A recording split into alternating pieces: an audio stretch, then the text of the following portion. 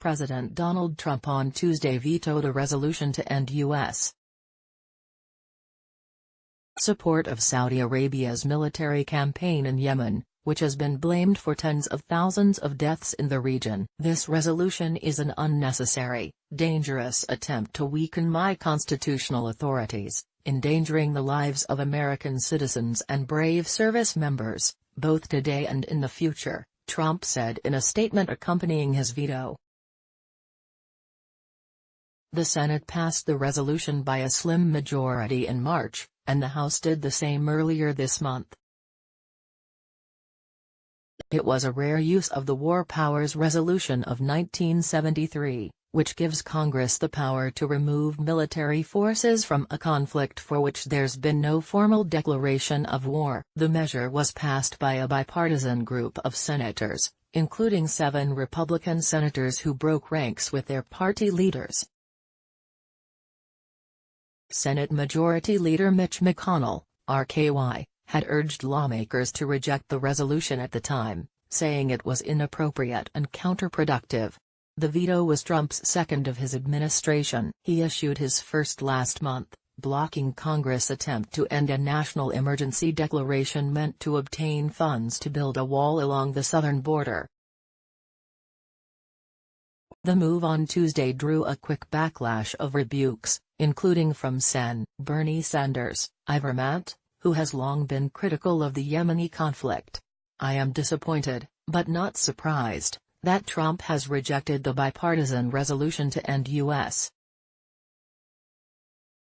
involvement in the horrific war in Yemen, Sanders, who is running for the Democratic nomination for president in 2020, said in a statement. The people of Yemen desperately need humanitarian help, not more bombs. House Speaker Nancy Pelosi, Democrat California, lambasted the president, saying he had cynically chosen to contravene a bipartisan, bicameral vote of the Congress. This conflict must end, now. The House of Representatives calls on the president to put peace before politics, and work with us to advance an enduring solution to end this crisis and save lives, Nancy Pelosi, at Speaker Pelosi, April 17, 2019. Senator Chris Murphy, Democrat Connecticut, who sits on the chamber's Foreign Relations Committee, also condemned the move as a huge mistake. The civil war in Yemen is a humanitarian crisis, and we have no business still being a part of it, he said in a statement. I've been calling on the United States to get out of the civil war in Yemen for the last 4 years, and this veto won't stop me. Trump's apparent fondness for Saudi Arabia has drawn the ire of many lawmakers, particularly after last year's killing of Jamal Khashoggi, a columnist for The Washington Post. American intelligence agencies determined that the order to murder Khashoggi at the Saudi consulate in Istanbul came directly from Saudi Crown Prince Mohammed bin Salman. But the president has refused to condemn the Crown Prince for his role, instead saying that he stood by the Saudis. It could very well be that the Crown Prince had knowledge of this tragic event, maybe he did and maybe he didn't, Trump said in November. In any case, our relationship is with the Kingdom of Saudi Arabia. America supplies billions in arms sales to Riyadh, and the U.S. military has helped train the Saudi Air Force while advising the country on its war effort, according to a December report in the New York Times.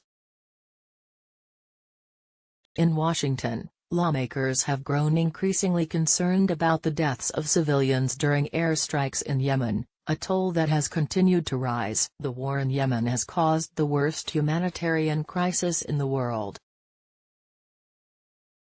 The United Nations estimated in February that 24 million people, about 80% of Yemen's population, were in need of assistance and that hundreds of thousands were at risk of starvation due to a famine. We remain keenly aware that a sustainable peace would be the most effective remedy for the humanitarian crisis in Yemen, Mark Lowcock, the UN humanitarian chief, said this week.